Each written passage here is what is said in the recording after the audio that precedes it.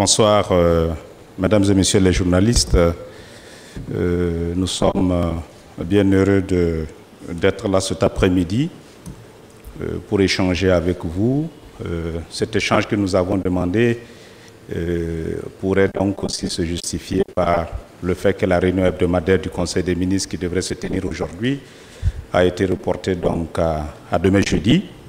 Et nous espérions qu'à la sortie de la réunion, si elle s'était tenue aujourd'hui, pouvoir faire en tout cas un tour d'horizon sur un sujet qui, depuis quelques jours, en tout cas, mérite beaucoup plus d'informations. Il s'agit donc du sujet lié au convoi français qui est entré donc sur notre territoire et qui devrait donc le traverser pour se retrouver dans un pays voisin. Donc je suis là cet après-midi. Merci d'être venu déjà à cette invitation, quoiqu'elle ait été faite aussi rapidement, sinon tardivement. Donc mon collègue en charge des affaires étrangères, le ministre Alpha Bari, va vous entretenir donc sur ce sujet.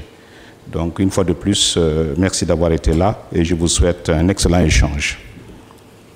Bonsoir à tous, chers amis de la presse.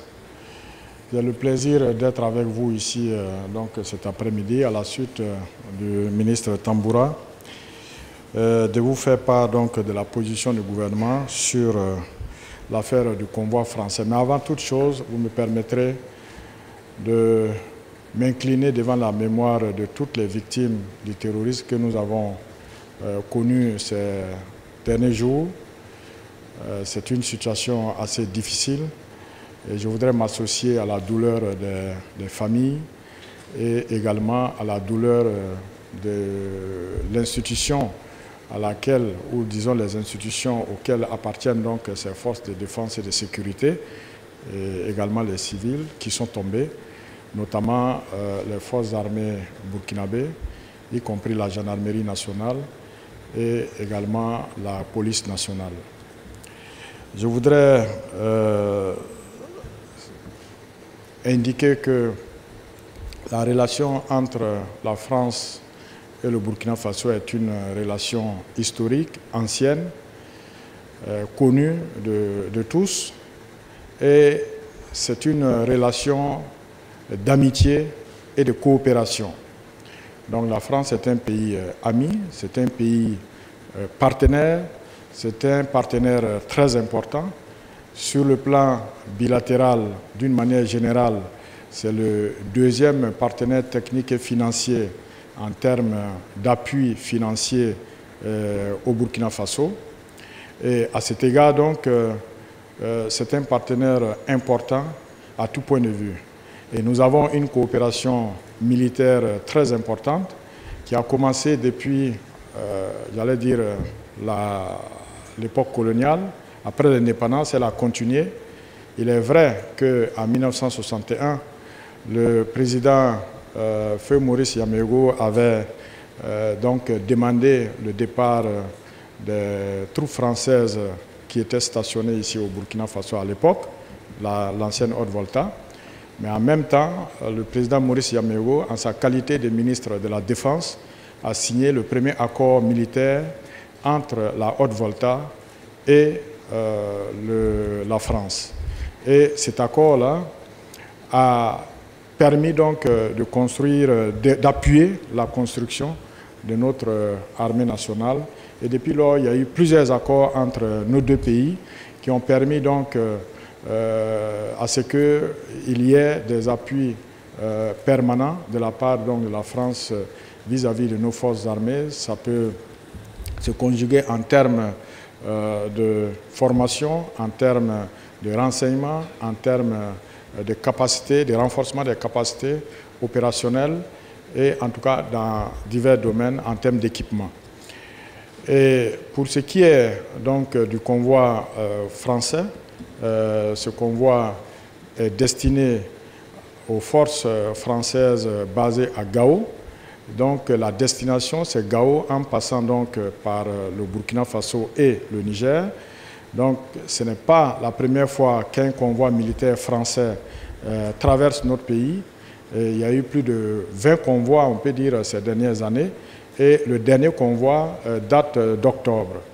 Donc d'une manière générale, dans l'année, il passe régulièrement des convois et cela se fait dans le cadre de l'accord que nous avons entre nos deux pays et le dernier accord que nous avons signé date donc de décembre 2018 et cet accord-là concerne donc les éléments des forces armées françaises au Burkina Faso et au Sahel. Donc ça concerne à la fois toutes les questions de coopération, de formation, mais également de la lutte contre le terrorisme. Et à ce niveau, je voudrais dire que la France est un pays ami et partenaire qui intervient régulièrement aux côtés de nos forces armées nationales. Il ne faut pas donc qu'on se trompe. On a vu circuler dans les réseaux sociaux comme quoi les cargaisons qui sont transportées donc par les forces armées françaises sont destinées à armer les terroristes. Non, ce n'est pas le cas. Tout ce qui passe ici passe avec l'accord de nos forces armées. Le chef d'état-major de l'armée du Burkina Faso a été régulièrement saisi pour la traversée du territoire pour ce convoi-là. Et il était escorté par notre gendarmerie nationale.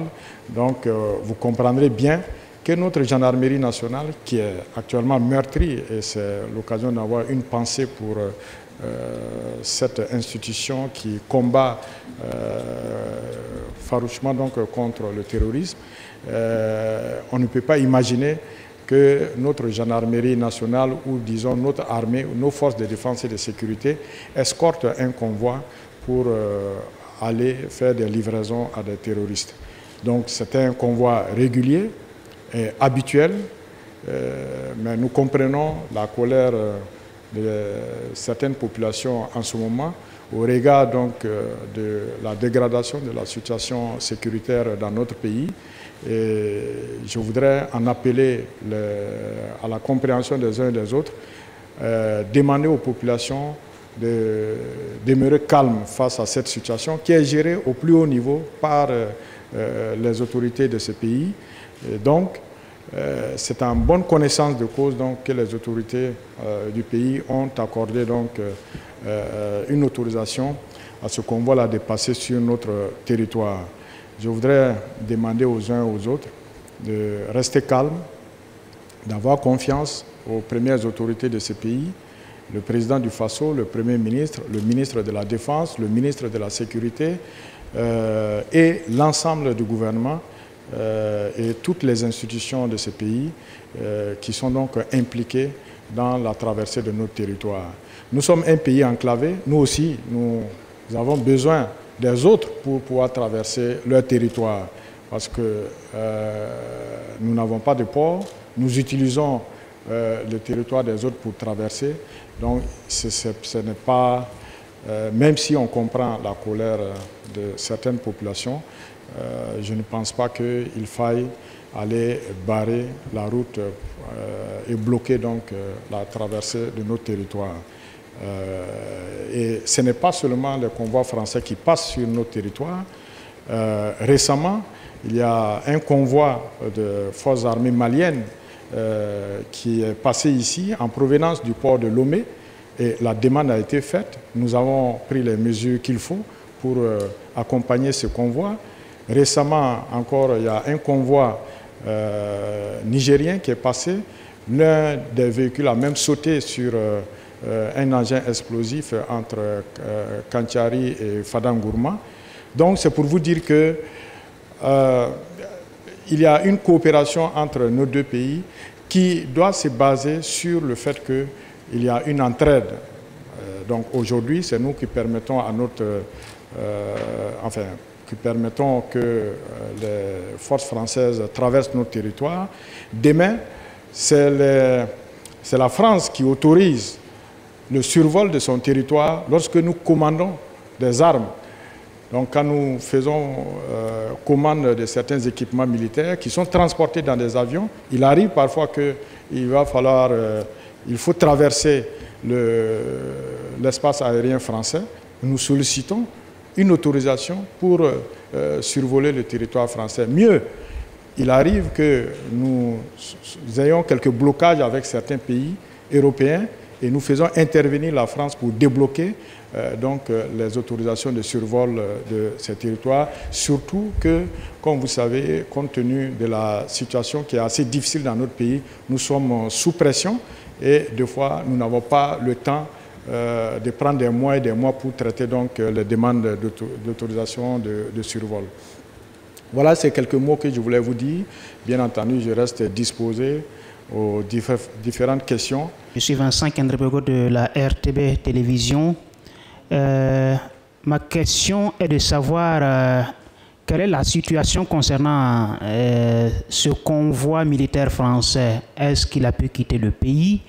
Quelles sont les dispositions qui sont prises pour permettre au convoi de quitter, si c'est déjà fait ou bien voilà, si c'est toujours en cours? Quelles sont les dispositions qui sont prises ou qui seront prises pour permettre au convoi militaire de poursuivre son chemin?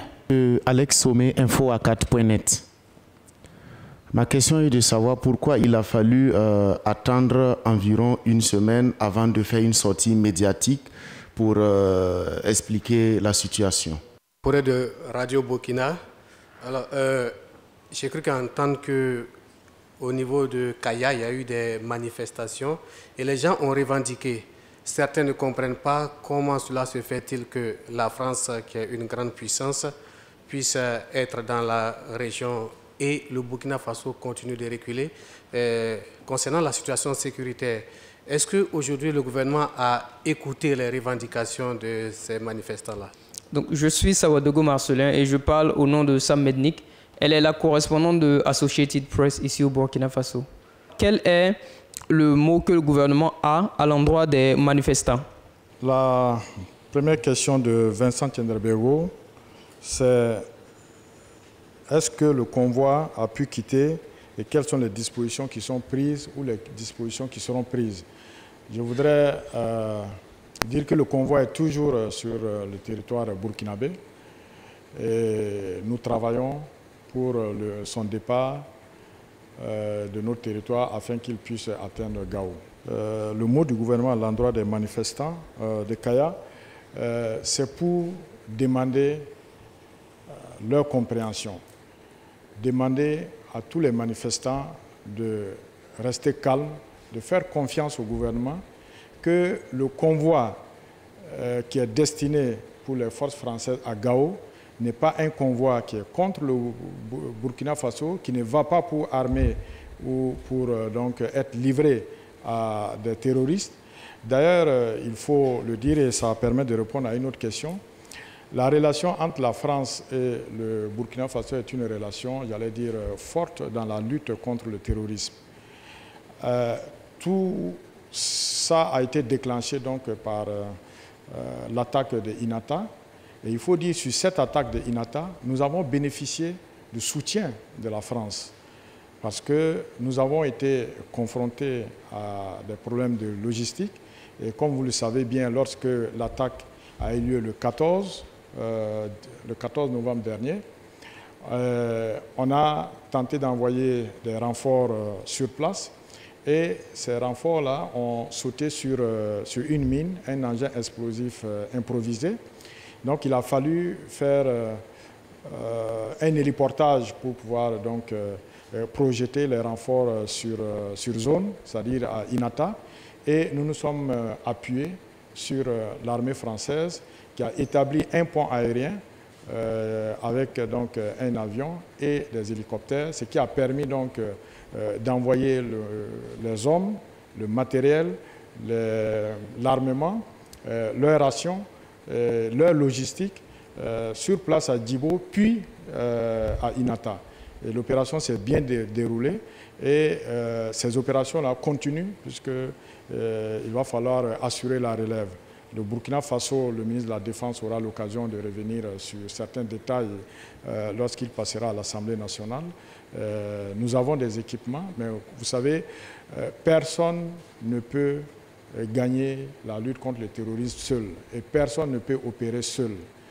C'est la raison pour laquelle, de temps en temps, nous faisons appel à l'armée française Barkhane notamment dans la région, tout comme Barkhane s'appuie sur d'autres partenaires qui sont dans la région pour pouvoir opérer.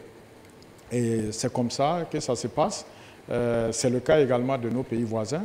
Donc cette coopération est assez importante. Si vous avez vu qu'on a dû mettre en place une force conjointe du G5 Sahel, c'est parce qu'il est évident que tout seul, nous ne pouvons pas gagner cette guerre. Si vous combattez des terroristes sur votre territoire, à Inata ou à Djibo, ils traversent la frontière. À partir de la frontière, vous êtes impuissant. Donc, si vous n'avez pas une coopération avec le pays voisin, si vous n'avez pas une coopération transversale avec, comme la France, celle que nous avons en ce moment en termes de coopération, évidemment, vous allez être inopérant à certains niveaux.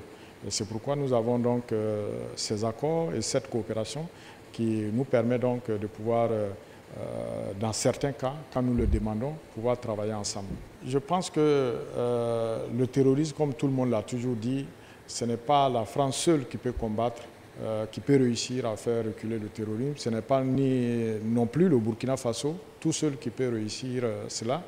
Vous avez tous vu que dans d'autres pays, ailleurs, sur d'autres continents, la lutte contre le terrorisme est une lutte difficile et de grandes puissances n'ont pas réussi tout de suite donc, à juguler la menace.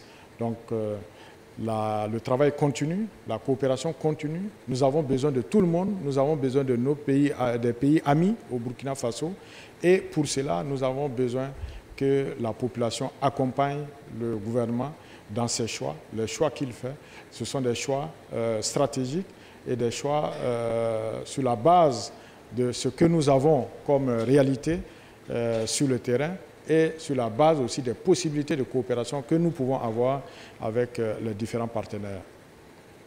Eliman Nikéman de Impact TV. Alors, Monsieur le ministre, est-ce que c'est une manière de nous dire que le G5 Sahel, finalement, ne sert à rien quand vous dites qu'il faut une coopération transversale pour pouvoir traverser la frontière? Et finalement, que c'est le G5 Sahel? Cette force conjointe qui était censée pouvoir intervenir entre ces pays qui sont confrontés aujourd'hui au terrorisme. Et ma deuxième préoccupation, je pense que vous ne comprenez pas ce sentiment de ras-le-bol des populations, parce que les populations estiment, dans ce cadre de partenariat avec la France, avec tous les moyens dont dispose la France, militaires et communication, on ne peut pas comprendre que des terroristes traversent librement, tranquillement les frontières, venir endeuiller les populations, tuer nos forces, nos FDS, et puis repartir tranquillement. C'est ce dysfonctionnement-là que les populations ne comprennent pas. Et vous l'avez bien dit, ce n'est pas la première fois qu'un convoi français traverse le Burkina. Ils ont toujours traversé, il n'y a jamais eu de problème. Donc vous comprendrez que c'est un sentiment de trahison que les gens ont vis-à-vis de la France. C'est M. Boudani, correspondant RFI. Alors, mes questions, c'est sur Kaya. Samedi dernier, il y a eu des tirs, il y a eu des blessés, 4 blessés par balle. Est-ce qu'on sait aujourd'hui qui est responsable de ces tirs-là?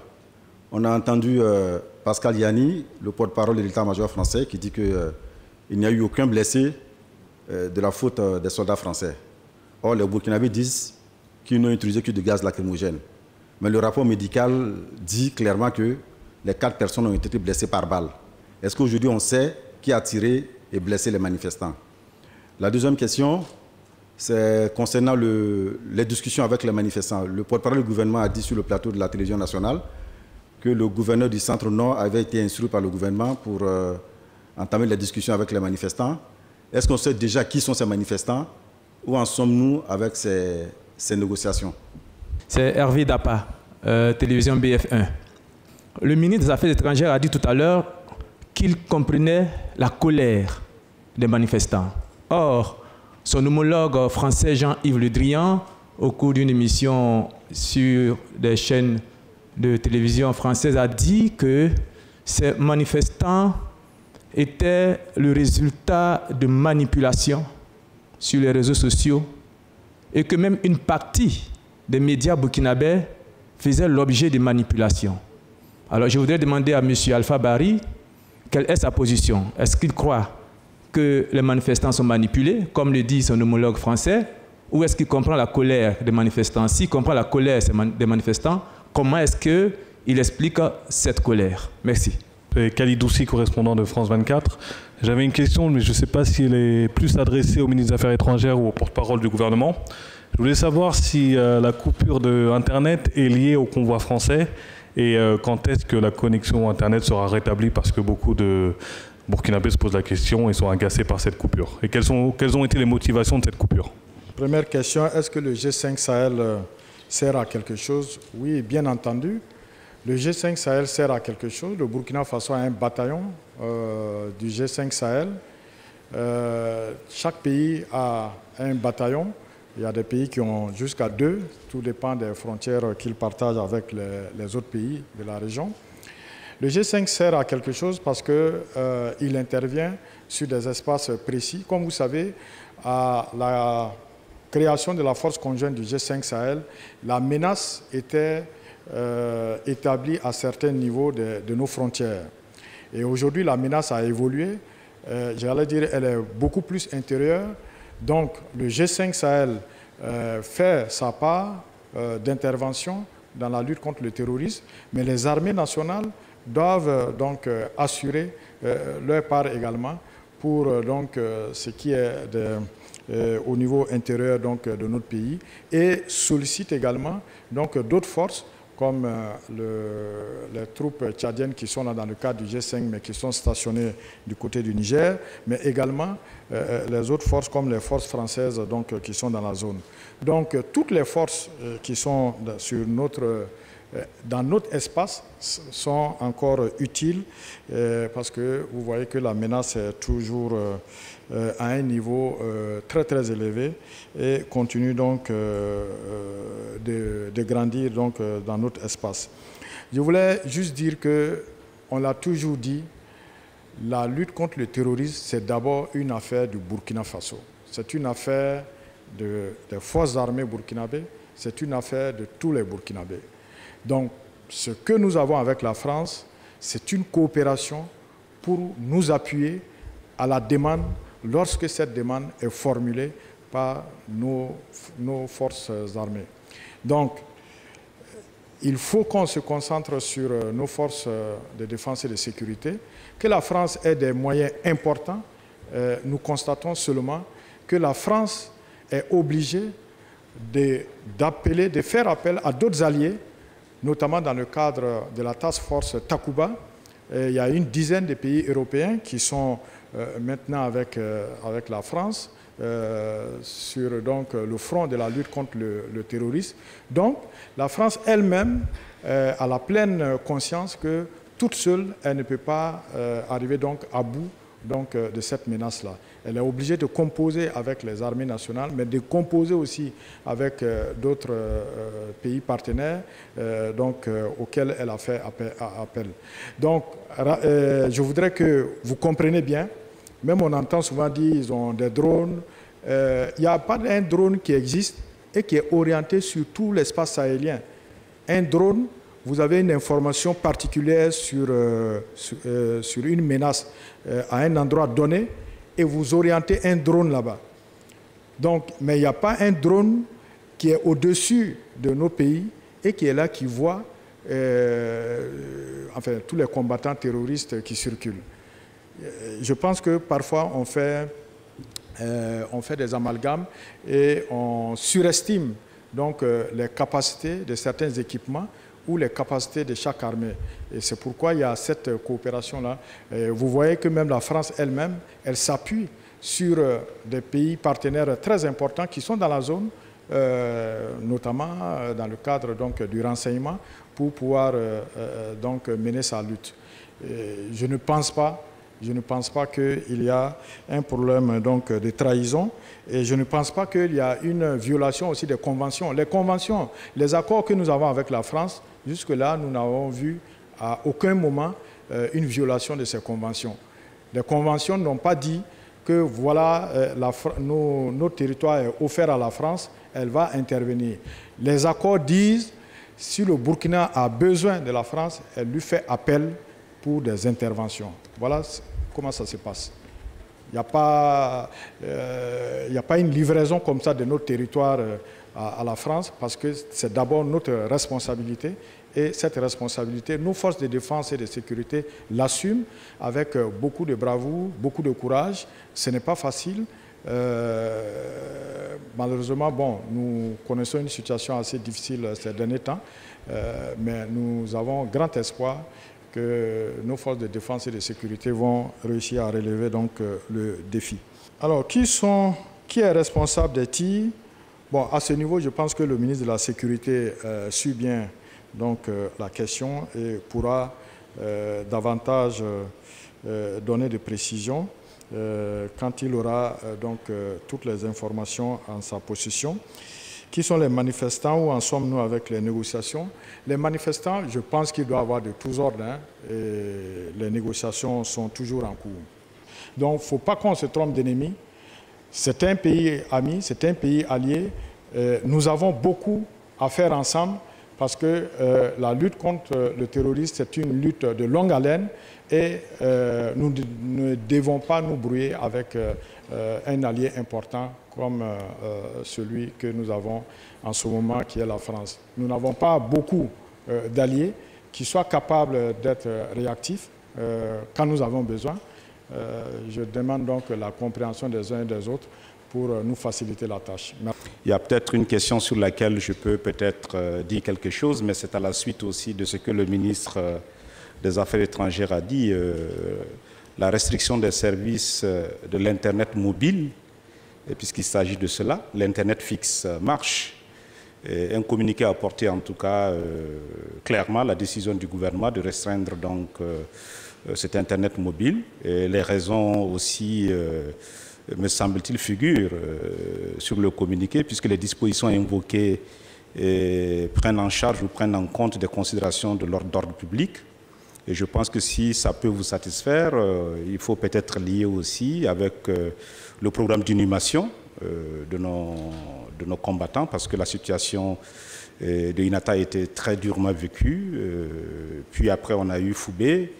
Et nous avons pensé que notre nation avait besoin d'un silence, j'allais dire, où on va puiser toutes nos forces morales pour en tout cas encaisser ce coup, afin de faire en sorte que nous puissions dignement enterrer donc nos soldats. Cette restriction est nécessairement liée à cela.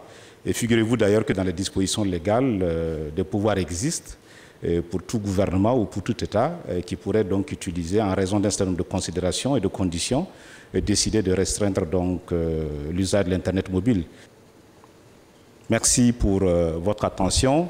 Je vous souhaite un excellent après-midi et merci d'être venu à cet échange avec le ministre chargé des Affaires étrangères. Excellente soirée.